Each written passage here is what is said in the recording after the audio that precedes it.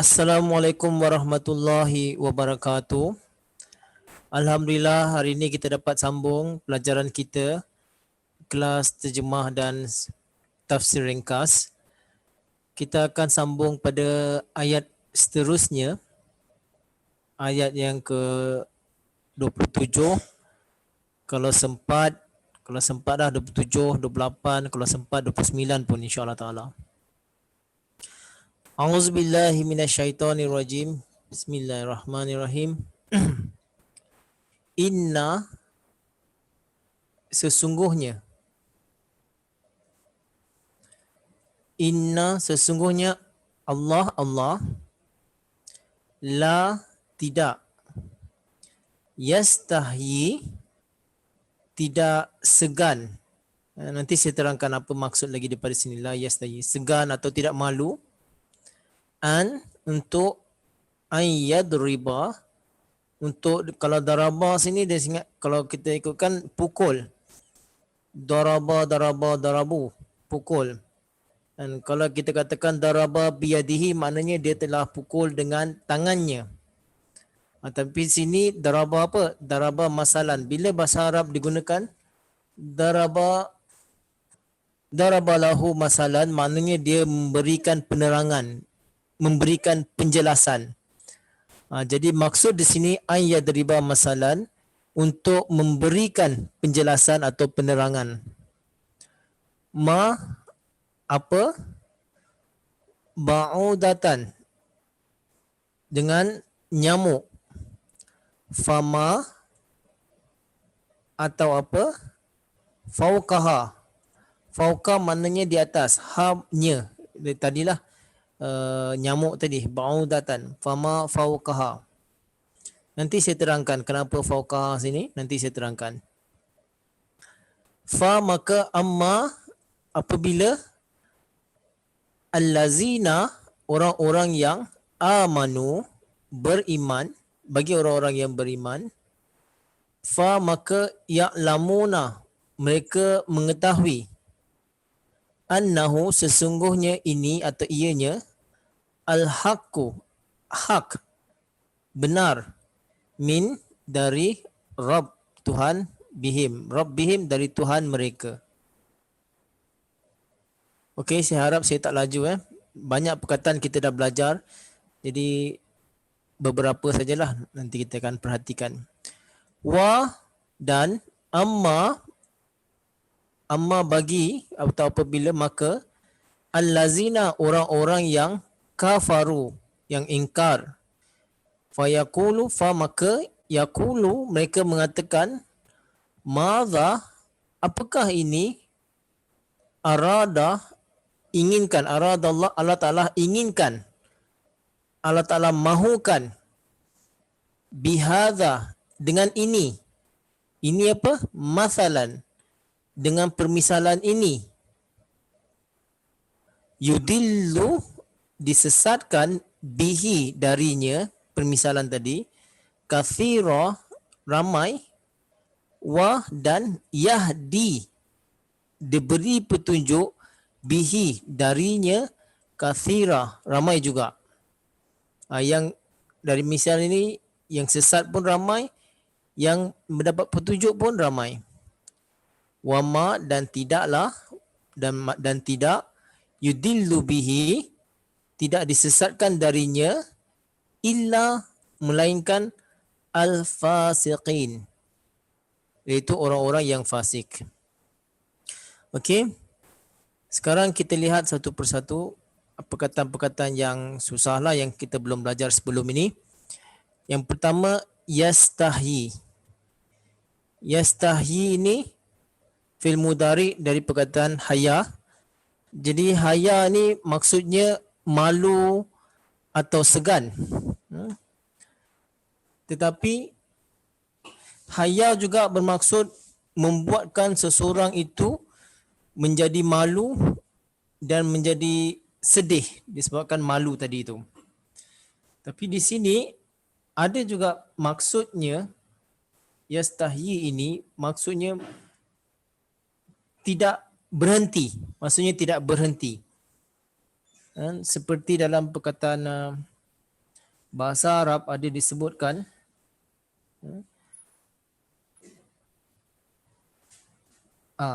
haya hayyi minhu hayaan, yang maknanya ihtasyama. Ihtasyama itu maksudnya dia telah memberhentikannya. Jadi di sini bila disebutkan innallaha la yastahi, sesungguhnya Allah Taala tidak berhenti, tidak akan berhenti. Tapi banyak terjemahan menyatakan Allah Taala tidak segan atau tidak malu untuk memberikan. Tapi di sini juga boleh masuk Allah Taala tidak akan berhenti. Untuk apa tidak akan berhenti? Ayyadriba masalan. Tadi saya dah terangkan, yadriba bukan maknanya pukul. Yadriba maknanya dia berulang-ulang memberikan dalil, penerang. Bila digabungkan dengan masalan, maknanya digabung memberikan dalil, memberikan penerangan dan memberikan penjelasan. Ba'udatan, ba'udatan ini perkataan baru, kita belum pernah dengar lagi sebelum ni. Ini maksudnya nyamuk. Okey. Nyamuk. Fama kita dah tahu fauqaha. Di sini dikatakan fauqaha. Dalam bahasa Arab, fauqa ni ada dua makna. Kebiasaannya kita tahu fauqa ni maknanya di atas. Tetapi kalau benda itu dibuat perbandingan dengan sesuatu yang besar, mana dia di atas. Tapi kalau diberikan dengan permisalan yang kecil, maknanya dia di bawah pada itu. Bukan Jadi lebih itu. Ya, Bukan lebih daripada itu di bawah. Lebih pun boleh, di bawah pun boleh, dua-dua pun boleh. Tetapi dalam tafsir Hazrat Khalifatul Masih Sani, beliau lebih menyukai yang sama atau di bawah daripada itu lagi. Maknanya yang lebih kecil lagi daripada nyamuk tadi. Okey, ni fauqa, kena faham. Ya. Ada dua makna. Boleh besar, kalau benda-benda yang besar kita kata besar lagi pada itulah. Kalau dikaitkan dengan benda yang kecil, maka dia bawah lagi daripada itu. Bukan di atas, bawah lagi pada itu. Fa amalani semua dah tahu, fa ya'lamun al-haqqu. Al-haqqu kebenaran. Al-haq ini iaitu lawan dengan yang batil. Berlawan dengan batil. Batil tu kita tahulah, ini hak, benda yang benar. Hak juga bermaksud yakin. Hak juga kita bermaksud kita mengimani. Okey, ini hak. Min kita dah belajar, Rabb kita dah tahu, Rabbihim Tuhan. Allazina maza aradallah bihaza yudillu. Okey. Sini yudillu kita dah belajar dalam surah Al-Fatihah, surah Dolin. Tapi di sini ada orang petikaikan Allah Ta'ala yang memberi mereka kesesatan. Okey. Tapi di sini sebenarnya bukan Allah Ta'ala yang membuat mereka menjadi sesat. Tapi maksudnya ialah disebabkan mereka memilih kesesatan, jadi Allah telah sediakan tempat kesesatan bagi mereka. Boleh faham Maksudnya mereka yang melakukan kesesatan, jadi memang layaklah tempat dia untuk orang-orang yang sesat. Macam contoh yang kemarin dulu saya pernah bagi, ada sungai, ada hulu, ada ulu, ada hilir. Ini ulu lah, ulu ada hilir. Kalau di sini kita buang sampah, kita buang najis, kita buang minyak, Allah Ta'ala akan buatkan tempat di hilir dia menjadi rosak. Tapi kalau kita rawat, kita jaga, kita buang sampah, kita tahan, jadi di hilir dia pun, air ni pun jadi bersih. Allah Ta'ala akan buatkan seperti itu. Jadi yudillu bihi maksudnya mereka memilih kesesatan, jadi tempat dia dah tersedialah kesesatan buat mereka.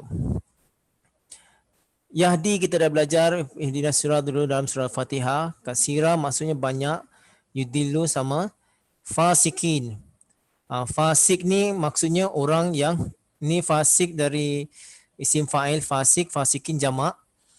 Jadi orang-orang yang membuat kerosakan. Fasik bermaksud orang yang tidak mahu melaksanakan perintah Allah Subhanahu Wa Taala.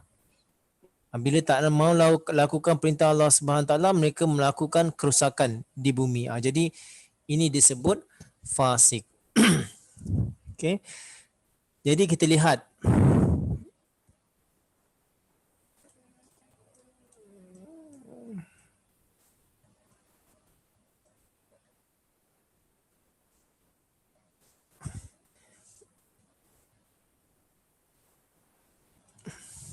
okey. Innallaha la yastahi an yadriba masalam ma ba'udatan fama fawqaha. Kita lihat terjemah yang ringkas dulu. Sesungguhnya Allah Ta'ala tidak akan berhenti untuk memberikan permisalan seperti nyamuk ataupun yang lebih rendah, sama ataupun yang lebih rendah daripada nyamuk itu. Fa'amal lazina amanu, maka untuk itu bagi orang-orang yang beriman, faya'lamuna annahul haqqu mir rabbihim, mereka mengetahui bahawa ini sesungguhnya adalah benar daripada Allah Subhanahu wa taala, daripada Tuhan mereka. Wa ammal ladzina kafaru fayaquluna madza aradallahu bihadza masalah, dan bagi orang-orang yang kafir pula mereka mengatakan apa Allah Taala berkehendak dengan memberikan misalan seperti ini. Yudillu bihi kasira, maka disesatkan daripada permisalan ini banyak, ramai orang. Wa yahdi bihi katsira, begitu juga memberi petunjuk kepada ramai orang. Wa ma yudillu bihi illal fasikin, dan tidaklah disesatkan melainkan orang-orang yang fasik. Jadi di sini kemarin kita dah belajar bahawa kita membicarakan tentang syurga tadi. Allah Ta'ala telah memberikan permisalan, ada sungai, ada buah-buahan. Kemudian untuk orang-orang yang kafir, ada balasan, ada azab. Sebenarnya benda-benda ni tidak disukai oleh orang-orang yang ingkar. Mereka mau terus bergelimangan dengan dosa.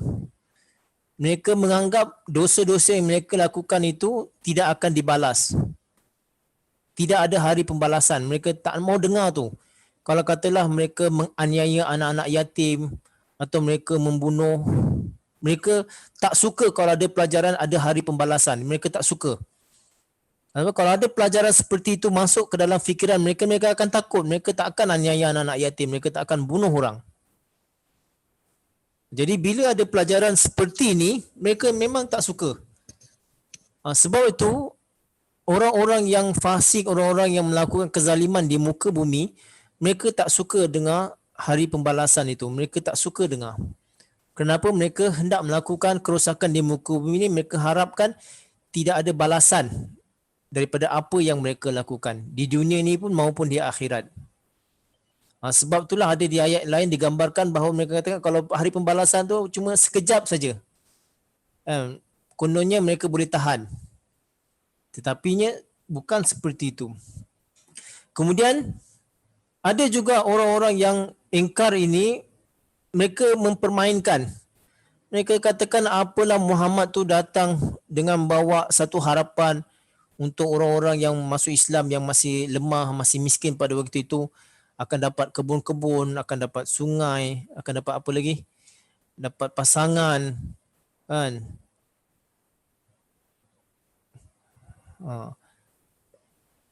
Jadi mereka mengatakan ini semua tak logik, tak boleh.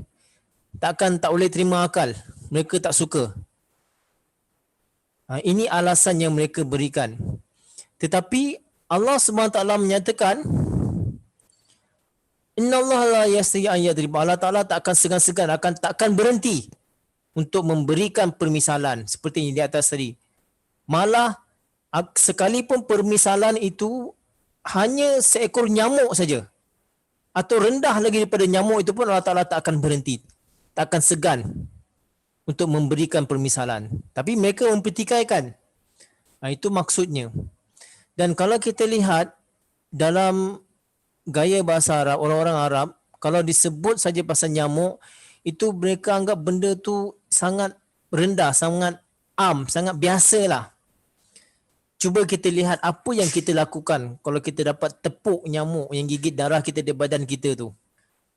Kan? Kita penyek apa, kunyal-kunyal nyamuk tu sampai nipis. Kan? Kerana geramnya kita dengan nyamuk tadi tu. Kan?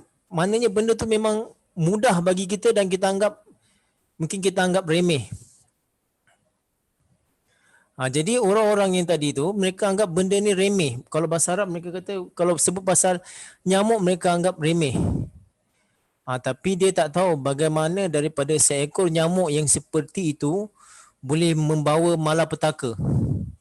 Kita tahu dalam zaman sekarang ni ada penyakit denggi lah, penyakit malaria lah, penyakit chikungunya lah, yang semuanya disebabkan nyamuk.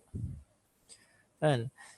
Jadi di sini mereka menganggap benda tu remeh saja, tapi Allah Ta'ala tak segan. Walaupun hanya sebesar nyamuk untuk memberikan misal pun Allah Ta'ala tak akan berhenti. Allah Ta'ala akan tetap memberikan contoh-contoh misal-misal. Sebab apa? Memang itu caranya. Memberikan permasalahan sebenarnya ada dalam semua bahasa di dunia ini. Tak kiralah bahasa Melayu ke, bahasa Hindustan ke, bahasa Inggeris ke, bahasa Arab ke, banyak orang gunakan permisalan. Kalau bahasa sastra kita panggil bahasa metaphorical. Faham metaphorical maknanya berlebih-lebih. Supaya apa? Bila bahasa ini digunakan untuk memberikan penyampaian, untuk penerangan, jadi sampai kepada maknanya. Kita faham maknanya memang itulah. Sebab itu kenapa kalau kita kata kalau ada seseorang itu yang teguh, kuat, berpengaruh, kita kata dia itu seperti gunung. Bukannya maksudnya orang itu macam gunung.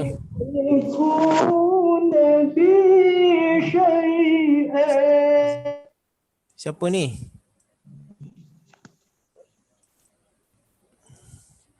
Jadi bila dia katakan gunung itu, bukannya orang itu macam gunung. Maknanya orang itu berpengaruh, teguh, tabah, tak goyang, tak goyah. Orang yang penting. Itu sebab kita katakan dia gunung. Kita lihat dalam filem tu Hang Tuah dengan Hang Jebat. Hang Jebat cakap dengan Hang Tuah, Tuah kalau aku dah mendaki, tetap aku daki juga. Maknanya Hang Tuah tu di depan dia tu seperti gunung. Tetapi Jebat kata kalau dia daki, aku tetap daki juga. Dia akan tetap lawan dengan Hang Tuah. Jadi begitu juga gaya bahasa metaphorical ini, kalau kita katakan seorang yang berani itu, kita katakan dia itu seperti singa. Kerana keberaniannya. Jadi kita cakapkan seperti singa, kita boleh faham, kita maksud dia itu memang dia sangat berani. Kalau orang yang kemaruk dalam cinta seperti Laila dengan Majnun, kan? Laila mengatakan Majnun katakan kepada Laila, contohnya akan ku renang lautan api sekalipun. Siapa boleh berenang di lautan api? Tak boleh kan? Tapi maksudnya di sini bila dia cakap seperti itu dengan gaya bahasa seperti itu maksudnya dia sanggup berkorban apa saja untuk Laila. Jadi gaya bahasa seperti ini memang ada dalam gaya bahasa semua bahasa pun. Jadi Allah Ta'ala pun menggunakan seperti ini. Bahasa permisalan, metaphorical. Okey? Kemudian, فَأَمَّا الَّذِينَ آمَنُوا فَيَعْلَمُونَ أَنَّهُ الْحَقُّ مِنْ رَبِّهِمْ. Bagi orang-orang yang beriman, mereka tahu. Apabila Rasulullah SAW sampaikan, Allah Ta'ala wahyukan, mereka yakin, mereka tahu. Dan ini adalah benar dan benar-benar akan berlaku. Sebagai contohlah, kan, ketika Rasulullah SAW hijrah daripada Mekah ke Madinah, iaitu Suraqah datang untuk membunuh Rasulullah SAW di tengah perjalanan. Pendekkan cerita, jadi dia tak jadi bunuh. Lalu Rasulullah SAW nampak kasyaf bahawa gelang-gelang emas Raja Parsi dipakaikan pada tangan Suraqah, sahabat ni. Tapi bila berita ini sampai ke Madinah, orang-orang kafir, orang-orang Yahudi, orang-orang yang belum beriman pada waktu itu, mereka memperolokkan apa orang-orang Islam boleh lakukan.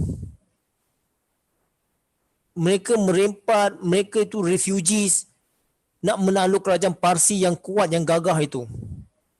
Mereka tak yakin. Tapi untuk orang-orang yang beriman, mereka yakin, mereka tahu bahawa satu hari kekuasaan Parsi akan tunduk kepada kekuasaan Islam. Akhirnya sempurna tak? Sempurna kan? Orang-orang beriman mereka yakin. Ni dikatakan wa ammal lazina kafaru fayaquluna ma'adzarallahu bihaza masalah. Bagi orang-orang kafir, mereka kata apa perlunya untuk diberikan, Allah Ta'ala ingin berikan contoh-contoh yang seperti ini. Sebab apa mereka tak merasakan, mereka tak tahu, mereka tak rasakan, jadi mereka tak tahu apa tu nikmatnya apabila kita mendapatkan tanda-tanda daripada Allah Subhanahu Wa Taala. Seperti yang saya katakan semalam, bahawa kadang-kadang amal perbuatan kita, ibadat kita apabila diterima oleh Allah Subhanahu Wa Taala, Allah Taala akan sampaikan dalam mimpi kita. Kadang-kadang kita dapat makan buah anggur, buah mangga, buah apple, atau kita dapat gunung, atau kita berlabuh dengan kapal layar menjadi nakhoda. Ini semua tanda-tanda Allah Ta'ala bagi tahu bahawa usaha yang kita lakukan itu diterima oleh Allah Subhanahu Wa Ta'ala. Jadi untuk orang-orang beriman, mereka merasakan nikmat itu yang kita susah untuk digambarkan. Tapi untuk orang-orang yang beriman, mereka dapat rasakan bahawa Allah Ta'ala telah menjawab. Dan amalan mereka contohnya dalam bulan puasa Ramadan itu, Allah Ta'ala telah memberikan tanda bahawa amalannya itu diterima. Atau siapa yang kemudian setelah puasa 6 dan Allah Ta'ala memberikan tanda mimpi bahawa amalan itu pun diterima oleh Allah SWT. Kadang-kadang dia dapat hadiah, jubah, baju, atau serban dan sebagainya. Jadi untuk orang-orang yang beriman, ini dia. Faya'lamuna al-haqu min rabbihim. Mereka tahu ini adalah benda yang benar daripada Allah SWT, yang ganjarannya pasti di akhirat nanti lebih luas lagi. Kemudian bagi orang-orang kafir, mereka yang tak tahu, atau mereka tak mau tahu, atau mereka terhalang untuk tahu, mereka tak rasa, mereka tak faham. Mereka tak faham, mereka betul-betul tak faham. Sebab itu dikatakan di sini yudillu bihi kasira. Jadi dengan permisalan ini banyak telah disesatkan ramai orang. Bukan Allah Ta'ala menyesatkan kerana mereka sendiri yang memilih untuk tak mau terima, tak mau masuk, jadi mereka yang sesat sendiri. Kemudian dengan permisalan ini wayahdi bihi kasira, telah memberi hidayah kepada ramai juga. Wa ma yudillu bihi illal fasikin, dan petunjuk tadi, permisalan tadi tidak dapat dirasakan melainkan orang-orang yang fasik. Orang-orang yang fasik, yang terhalang daripada perintah-perintah Allah Subhanahu Wa Taala, yang ingin terjerumus dalam penganiayaan, kezaliman, mereka tak dapat rasakan. Mereka rasakan akan menang, tapi sebenarnya akhirnya nanti ada ayat seterusnya di sini. Kalau sempat dah, tapi rasa macam tak sempat dah.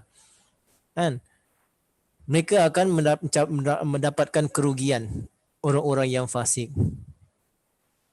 Okey. Kemudian yang ingin saya sampaikan juga tadi, bahawa orang-orang yang beriman, mereka yakin bahawa janji Allah Subhanahu Wa Taala itu akan sempurna. Contohnya, kita dalam jemaat kita katakan insya-Allah Taala dalam tempoh 300 tahun jemaat ini akan menang. Untuk orang-orang yang beriman, dia tahu ni, faya'lamu annahul haqqu min rabbihim. Ini pasti akan berlaku, akan sempurna. Tetapi orang-orang yang di luar sana, mereka tak nampak.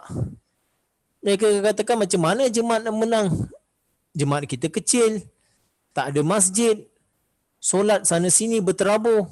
Bagi mereka, mereka tak nampak jemaat itu akan menang.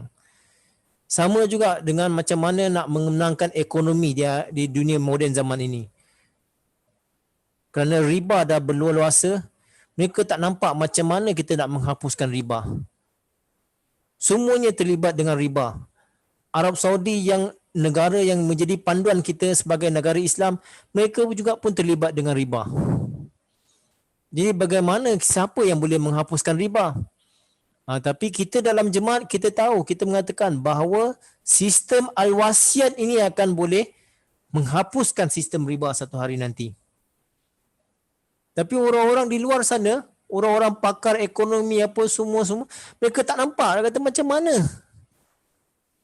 boleh menang al-wasiat untuk mengalahkan riba yang dikuasai oleh bank-bank besar di dunia, di Eropah, di China, di Amerika. Mereka yang menyalurkan riba ke seluruh dunia semuanya. Bagaimana kita nak mengatasinya? Tetapi kita yakin bahawa ini adalah hak yang satu hari nanti Allah Ta'ala ada janji dalam Al-Quran, dalam apa ayat Allah Ta'ala sebutkan, yamhaqullahu riba wa yurbis sadaqat. Allah Ta'ala akan menghapuskan riba dan akan memperbesarkan sedekah. Itu janji Allah SWT. Tuan-tuan yakin tak? Tuan-puan yakin tak bahawa ini akan sempurna? Tapi mereka tak nampak. Di luar sana mereka tak nampak bagaimana benda ni akan sempurna.